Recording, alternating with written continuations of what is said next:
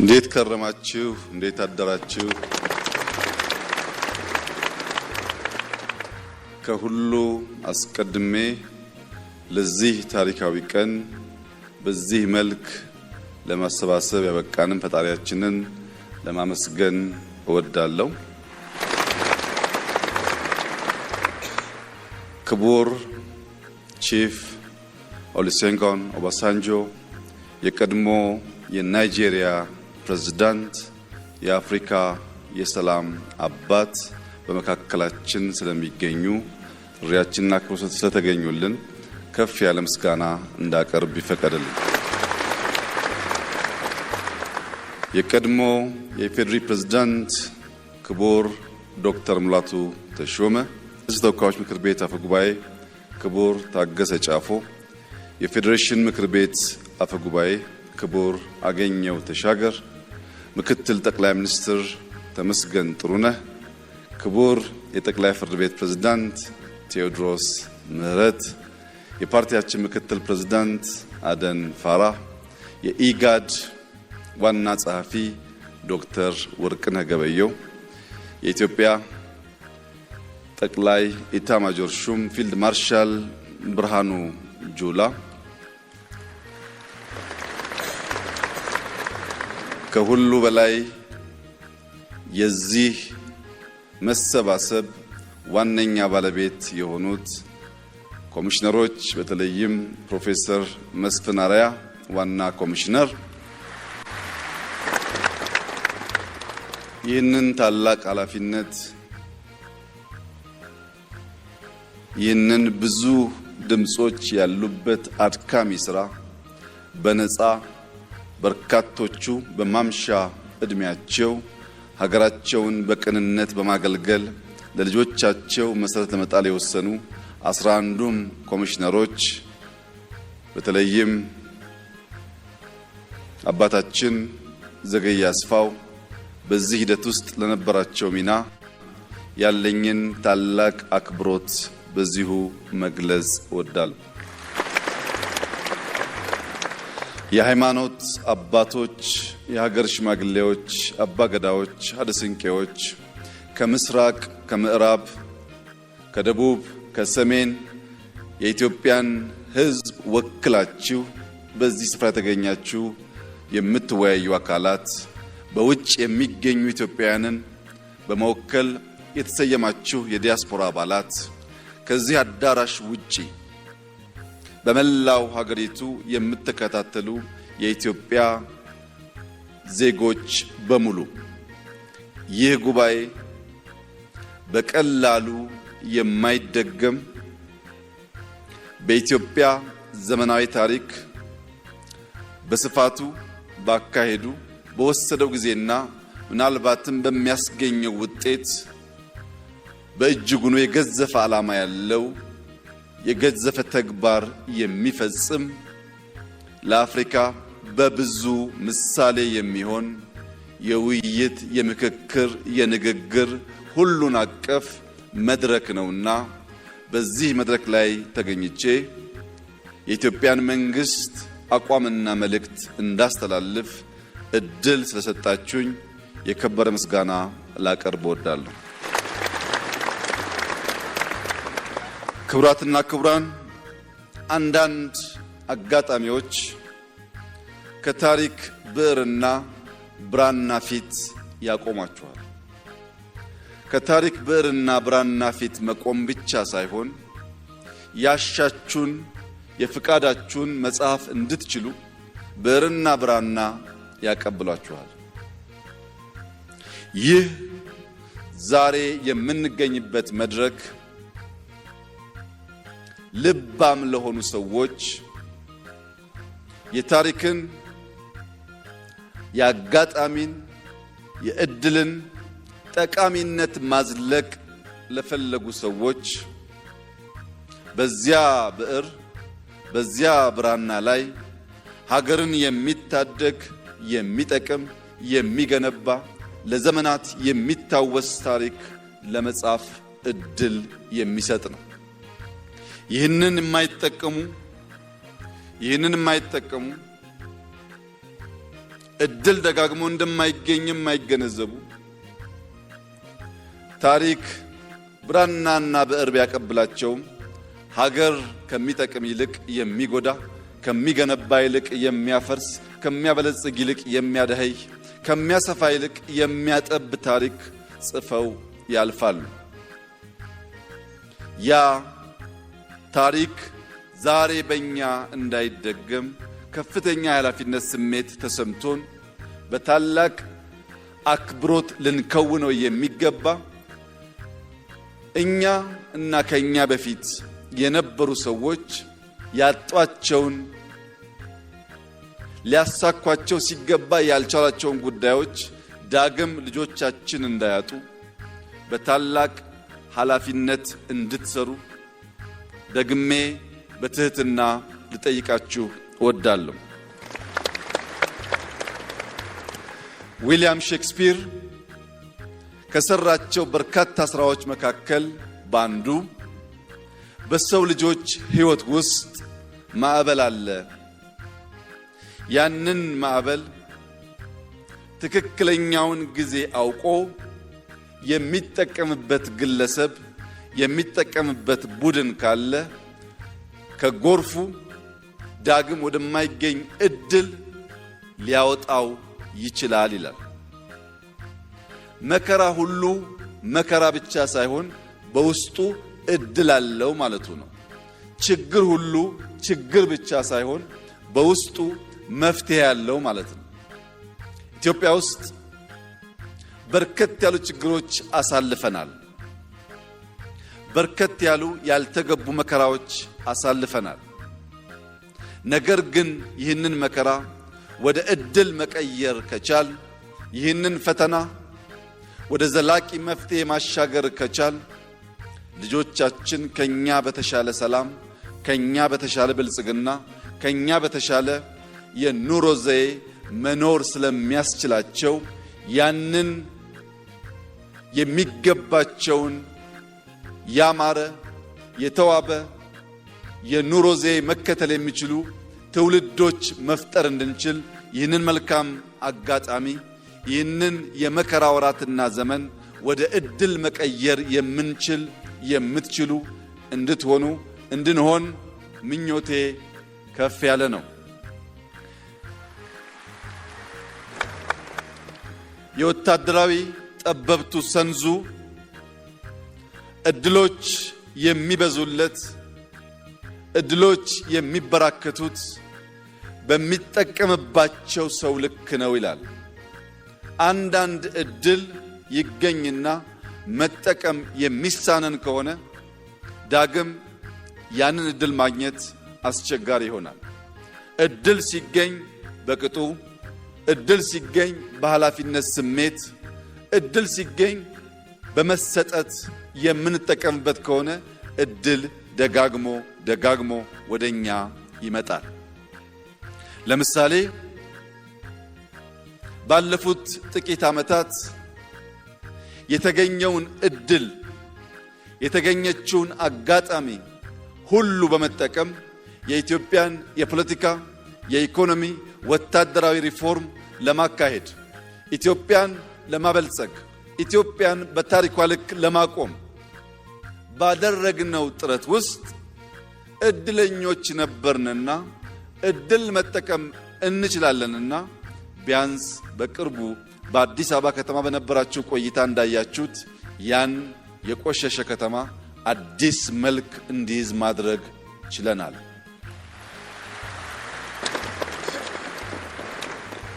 ዛሬም የምናገኛትን እያንዳንዷን ደቂቃ፣ እያንዳንዷን ሰዓት፣ እያንዳንዷን ቀን እንደ ታላቅ እድልና ስጦታ በማመን በመጠቀም የኢትዮጵያን ብልጽግና መሰረት ለመጣል ደከመን ሰለቸን ሳንል የምንተጋ መሆናችንን በድጋሚ ላረጋግጥላችሁ እወዳለሁ። ይህ ምክክር ለምን አስፈለገ?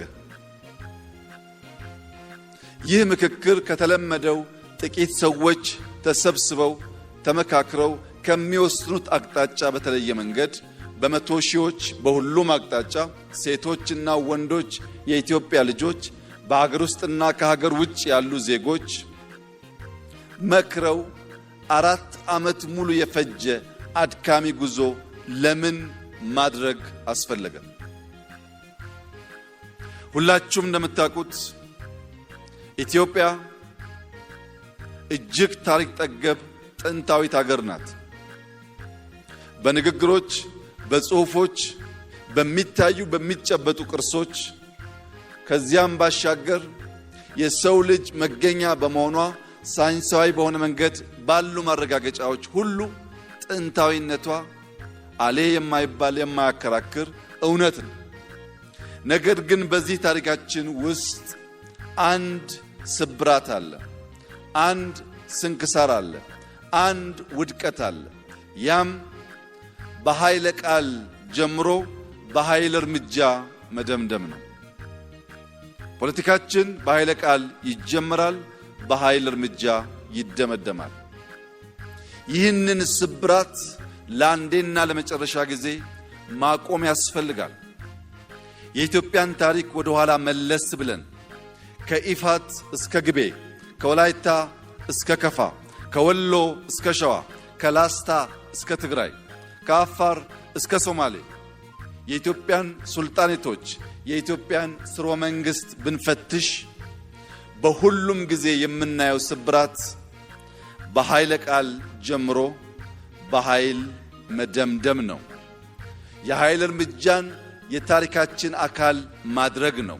ያንን ስብራት መቀየር ያስፈልጋል።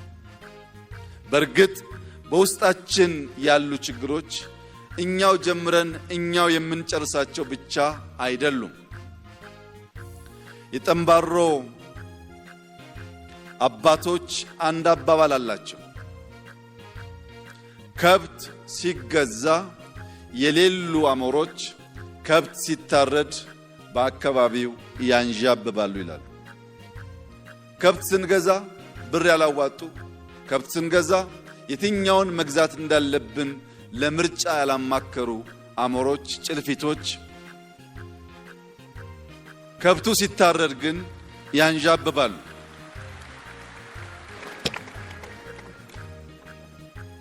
ኢትዮጵያ ውስጥ ኮሽ ሲል ያደፈጡ የሚነቁ የዘመናት ያልተቋረጠ የጠላትነት ስሜት ያላቸው አገራት አሉ። የኢትዮጵያን ታሪክ ከጉንደት እስከ ጉራ፣ ከአድዋ እስከ ማይጮ፣ ከካራ ማራ እስከ ባድመ እያንዳንዱን ብትፈትሹት ስንገነባ ያደፈጡ፣ ስንጨቃጨቅ እድል ጊዜ ጠብቀው ጣልቃ ሽብልቅ እየገቡ መሻቶቻችን እንዳንከውን የሚያደርጉ ኃይሎች አሉ። በዚህ የሽብልቅ ጉዞ በእኛ ስንፍና በነሱ ጊዜን በመጠቀም የሽብልቅ ጉዞ የጥንቱን ታሪክ ብንተው በቅርቡ ቀይ ባህርን ያጣንበት አጋጣሚ የዚህ እኩይ ታሪካዊ ክስተት አንዱ መገለጫ ነው። ኢትዮጵያ ለሺህ ዘመናት ያስተዳደረችውን በባለቤትነት የያዘችውን ለራሷም ለከባቢውም መጠቀሚያ ያኖረችውን ቀይ ባህር ያልተመረጠ መንግስት፣ ያልተወያየ መንግስት በሸፍጥ ኢትዮጵያን የጂኦግራፊ እስረኛ እንዲያደርግ ያደረገበት ዋናው ምክንያት በውስጥ ያለን ስንፍና እንጂ የኢትዮጵያን መሻትና ጥቅም ማስቆም የሚችል ኃይል ስለነበረ ስላለ ስለሚኖር አይደለም።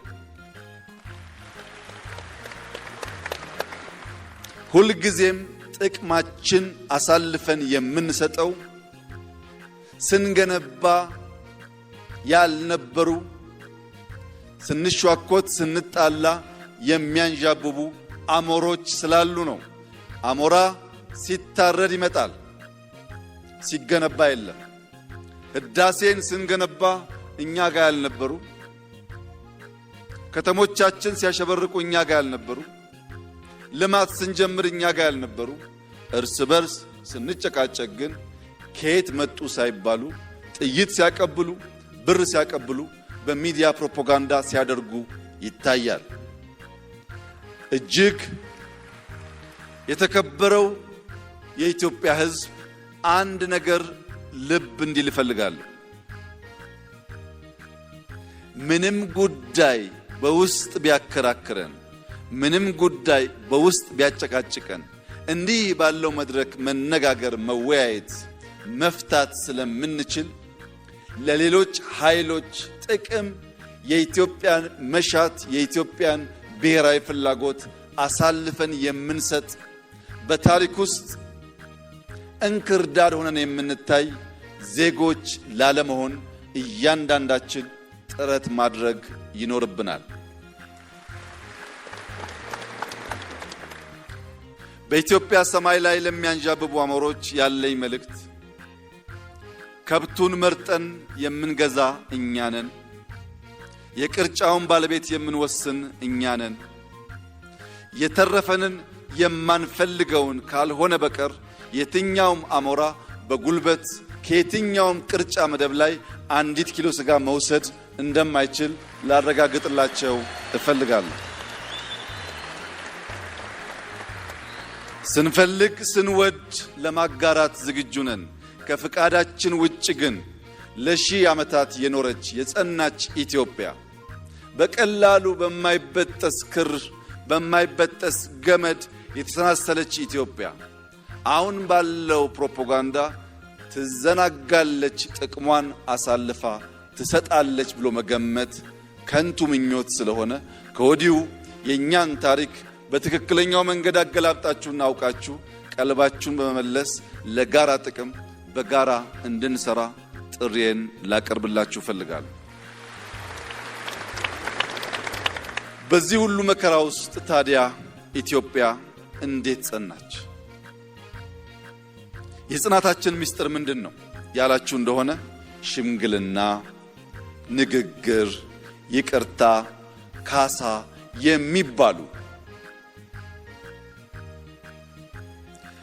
ሳይንስ በቀላሉ መርምሮ ፈትሾ ሊመልሳቸው የማይችሉ ድልብ ሀብት በእኛ ሕዝብ ልምምድ ውስጥ ነበረ። ይጋጫል፣ ግን ይነጋገርና በይቅርታ በካሳ ይፈታል። ይህ ንግግርና የይቅርታ ባህላችን ኢትዮጵያን አጽንቷል። ይህ ውይይት፣ ይህ ምክክር፣ ይህ ንግግር በዚያ ባህላችን ላይ የሚንተራስ ከሆነ ለኛ ብቻ ሳይሆን ለሚቀጥሉት በርካታ አስርት ዓመታት የሚዘልቅ የሚያቆይ መሰረት መጣል ይችላል። ከባህላችን፣ ከማንነታችን፣ ከታሪካችን ሳንነቀል ፈቅደን ወደን በደስታ በፍቅር ስሜት በኃላፊነት ስሜት ይህንን ውይይት የምናካሂድ ከሆነ ካለምንም ጥርጥር ልጆቻችን የበለጸገች የጸናች ኢትዮጵያን መረከብ የሚችሉ ይሆናል። ይህ ባህላችን በቀጥታ ከዋርካ ዛፍ ጋር የተሳሰረ ነው። ኢትዮጵያና ዋርካ ከፍተኛ ቁርኝት አላቸው። በዋርካ ስር ሽምግልና እንቀመጣለን። በዋርካ ስር ለትዳር ሽምግልናን እንጠይቃለን። በዋርካ ስር የሃይማኖት ትምህርቶችን እንማራለን። በዋርካ ስር አባቶች ዘር ያስቆጥሩናል። በዋርካ ስር እንማማራለን። በዋርካ ስር እናርፋለን። ባለፉት ጥቂት ዓመታት ዋርካን የመቁረጥ ባህል ሲሰፋ ምክክሩ እየቀነሰ ንግግሩ እየቀነሰ አንተ ትብስ አንቺ ትብሽ የሚለው ባህላችን ከኔ ወዲያማ እኔ ብቻ እኔ ካላልኩ እኔ የምፈልገው ካልሆነ የሚል አደገኛ ልምምድ ተቀየረ። ለዚህ ነው እንትከል፣ ተስፋን እንትከል፣ ዋርካን እንትከል፣ ምክክርን እንትከል፣ ውይይትን እንትከል፣ ይቅርታን እንትከል፣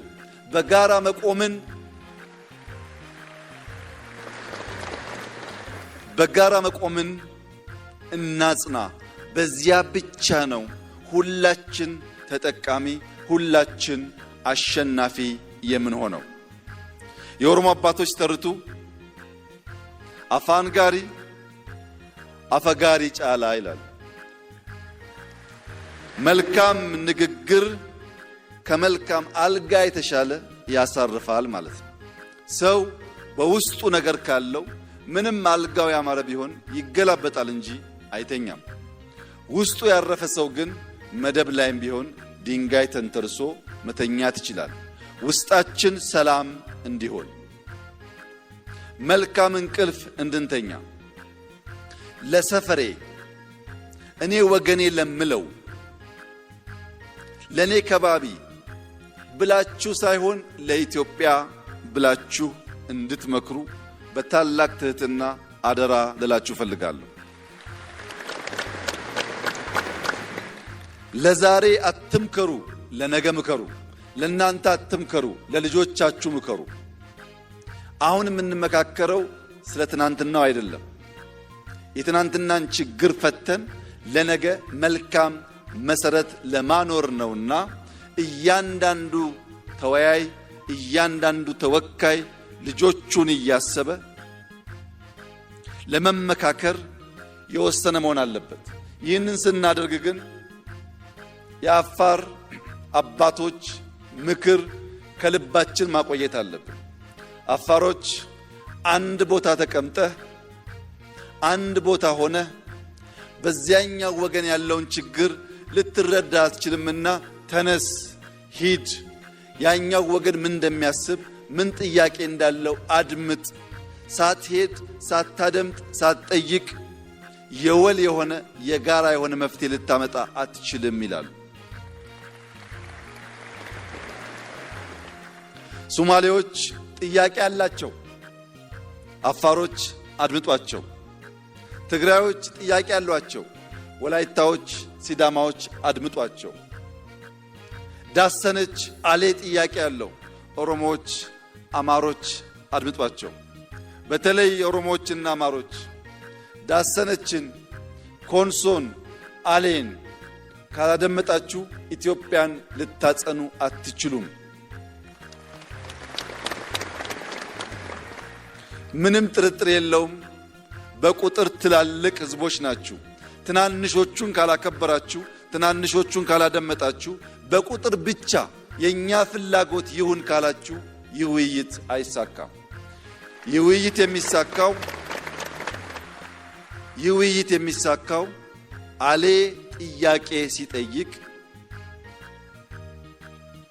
ጋሞ የማይጎዳ ከሆነ ያ ጥያቄ የማይጎዳው ከሆነ አሌም መቀበል አለበት።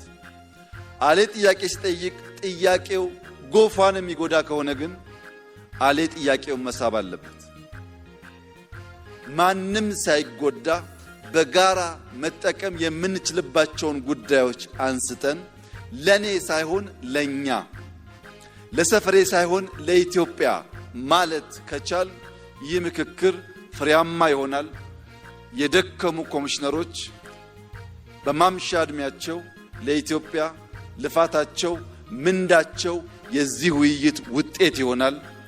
እንደዚህ ያለው መድረክ ማዘጋጀት ባለመቻላችን ለረጅም ዘመናት ዋጋ የከፈሉ የሞቱ የቆሰሉ ኢትዮጵያውያንም ቢያንስ በአጸደ ገነት ሳሉ በሌላ ትውልድ በተሰራ ስራ እረፍት ሊያገኙ ስለሚችሉ ያለፉትን የደከሙትን የሚመጡትን እያሰብን አንተ ትብስ አንቺ ትብሽ ብለን ለኢትዮጵያ የይበጃትን ውጤት እንድናመጣ በታላቅ ትህትና አደራ ልላችሁ ፈልጋለሁ።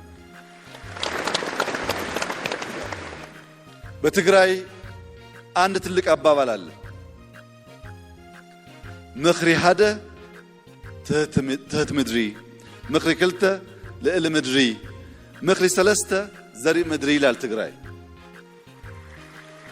የአንድ ሰው ምክር ከምድር በታች እንደተቀበረ ነገር ነው፣ ዋጋ የለውም። የሁለት ሰው ምክር ግን ከምድር በላይ ነው፣ ይታያል። የሶስት ሰው ምክር ግን ምርጥ ዘር ነው፣ ይበቅላል፣ ይለመልማል። በስታችሁ ምከሩ ይላሉ። ይህንን የትግራይ አባባልና ምክር ተቀብለን አሜሪካኖች 55 ሰው ጠርተው ለ100 ዓመታት የሚቆይ ኮንስቲቱሽን የገነቡ ቢሆንም ትግራዮች ከአንድ ሰው የሁለት ሰው ከሁለት ሰው የሶስት ሰው ምክር ይሻላል ስለሚሉ 4000 ሰው ሰብስበናል። የአሜሪካ ኮንስቲቱሽን በ55 ሰው ቢሰራም ልባም ነበሩና ለምዕት ዓመታት የሚቆይ ሥራ ሰርተዋል። የኛ 4000 ሰዎች ከነሱ በላይ ከነሱ በተሻለ ጊዜ ይበልጥ ልባም ሆነው ሁሉን ወገን መላው ኢትዮጵያን የሚሰበስብ ምክክር ቢያደርጉ በቀጣይ የሚኖረን ሕገ መንግሥት ከዚህ ቀደም እንደለመድነው የመጣ ሁሉ የሚቀደው ሳይሆን እኛ በ4000 ጀምረናል። በ10000 ምክክር ሳያደርግ አንድም ሰው መቀየር አይችልም ማለት ነው። እኛ 4 ዓመት ተመካክረናል። 8 ዓመት ሳይመካከር መቀየር አይችልም ማለት ነው። ስለዚህም ዛሬን ሳይሆን ነገ ዘልቆ የሚሄድ ለትውልድ የሚበጅ ምክክር፣ ውይይት እና ውጤት እንድናመጣ አንድ ቁልፍ መልእክት አለኝ። ያም ቀፎዋን የጣለች ንብ ማር አትሰጥም። ማር ለመስጠት በቀፎ ውስጥ መቆየት ያስፈልጋል። ይህ 4000 ስብስብ መልካም ነገር መስጠት የሚቻለው በዚህ ጉባኤ አዳራሽ ውስጥ ሐሳቡን ልቡን ሰብስቦ ሌላኛውን ወገን ማድመጥ ሲችል ነው እንጂ ማታ ማታ እየወጣ ፌስቡክ የሚያይ ከሆነ ማታ ማታ እየወጣ ምክር የሚያደምጥ ከሆነ ማታ ማታ እየወጣ ይህንን አውድ ያልተገነዘቡ ሰዎች መልእክት የሚጭኑበት ከሆነ ያንብ ማር አይሰጥም። ቀፎ እዚህ ነው ያለው። ልባችን እዚሁ ይሁን፣ አእምሯችን እዚሁ ይሁን። ልባችንና አእምሯችን እዚህ ቢሆንም አሜሪካ ያለውንም ደቡብ ኦሞ ያለውንም ባድመ ያለውንም ጋምቤላ ያለውንም ጎዴ ያለውንም አሳይታ ያለውንም የሚያስብ ግን መሆን አለበት። ውይይታችን ከዚህ አዳራሽ ተነስቶ እንደ ፀሐይ ወደ መላ ኢትዮጵያ የሚያበራ ከሆነ ለሁላችን ይፈይዳል። ሰዎች ብዙ ሐሳብ አላቸው፣ ብዙ መሻት አላቸው። ቅድም እንደተባለው ግን ምክክር፣ ውይይት፣ ማድመጥ አይፈልጉም፣ ማዘዝ ይፈልጋሉ። ያን ላለፉት 100 ዓመታት አየነው። የልጅ ኢያሱን ዘመን ብታዩ፣ የአፄ ኃይለ ሥላሴን ዘመን ብታዩ፣ የደርግን ዘመን ብታዩ፣ የኢህአዴግን ዘመን ብታዩ በመላ ጊዜ ውስጥ ለመደማመጥ እንዲህ ያለውን መድረክ ለመፍጠር ባለመቻላችን ምክንያት ጥቂቶች እየወሰኑ ለረጅም ዘመን የሚጠቅመን ነገር ማቆየት ስላልቻሉ ይህ ጉባኤ በሰማይም በምድርም ታላቅ ኃላፊነት ያለበት የ130 ሚሊዮን ዜጎች የዛሬ የ200-300 ሚሊዮን ዜጎች የነገ ኃላፊነት ያለበት እድለኛ ስብስብ ነውና ይህንን የታሪክ ብዕርና ብራና ሳታባክኑ ለኢትዮጵያ መልካም ለአፍሪካ አስተማሪ የሆነ እጅግ የማይጠበቅ ሁላችን የሚሰበስብ ሰላም የሚያጸና ልማት የሚያመጣ ለእያንዳንዳችሁ እርካታን የሚያጎናጽፍ ለመላው ኢትዮጵያውያን እረፍት የሚሰጥ ውጤት እንድታመጡ በታላቅ ትህትና አደራ ልላችሁ ፈልጋለሁ። ኢትዮጵያ ትበለጽጋለች። ኢትዮጵያ ዛሬም እንደ ትናንቱ ለአፍሪካ ምሳሌ ትሆናለች። ኢትዮጵያ ማዕበል መከራ አይኑር አትልም። ማዕበል መከራን ወደ ዕድል ትቀይራለች። ኢትዮጵያ በዚህ ጉባኤ መሰረት ሰላማዊ የስልጣን ሽግግር ባህልን ታጸናለች። የጀመርናቸውን መልካም ዘሮች እንዘራለን። እንንከባከባለን፣ ዛፍ እናደርጋቸዋለን። ነገር ግን ከሚያፈሩት ፍሬ እኛ ሳንሆን ትውልድ እንዲጠቀም እናደርጋለን። ያሰብነው የጀመርነው እንዲከናወን የልባችንን አይቶ ከሚገባን በላይ የረዳን ፈጣሪያችን የተመሰገነ ይሁን። ኢትዮጵያ በልጆቿ ጥረት ታፍራና ተከብራ ለዘላለም ትኑር። ኢትዮጵያ በታማኝ የምክክር ተወካዮች ለትውልድ የሚበጅ የሚዘልቅ ሐሳብ እንድታመነጭ እያንዳንዱ የበኩሉ እንዲያደርግ ፈጣሪ እንዲያግዛችሁ ጸሎቴ ነው። ዛሬ የሃይማኖት አባትነት ሽታ ያላቸው ሀገራቸውን የሚወዱ የፖለቲካ የተደበቀ ዓላማ የሌላቸው በብሔር የተደበቀ ዓላማ የሌላቸው ምርጥ አባቶች ጸሎት አድርሰውልናል። እነዚህ አባቶች ዛሬ እዚህ ብቻ ሳይሆን ሲመለሱ በየአብያተ ክርስቲያኑ፣ በየቸርቹ፣ በየመስጂዱ፣ በተለያየ የእምነት ቦታ ከውጭ ያሉ ሰዎች እዚህ ይላሉ ሰዎች ልቦና፣ ማስተዋል፣ ፍቅር እንዲሰጣቸው በጸሎት በዱዓ እንድታስባቸው አደራላችሁ ፈልጋለሁ። በመጨረሻም ላለፉት 4 ዓመታት በብዙ ችግር ፈተና ውስጥ ይህ ጉዳይ ለዚህ እንዲበቃ ያደረጋችሁ የምክክር ኮሚሽን አባላት በሙሉ ለኢትዮጵያ ታላቅ ውለታ ውላችኋል። በጀግንነት በተሰጣችሁ ኃላፊነት ተፋልማችኋል። እንደወረደባችሁ ዱላ ቢሆን ባትገኙ ነበር፣ ተቋቁማችኋል። ለዚህ ሁሉ በጀግነት የተሞላ ተግባራችሁ የኢፌዴሪ መንግስት፣ የዛሬው የኢትዮጵያ ትውልድና የነገው ትውልድ ያመሰግናችኋል።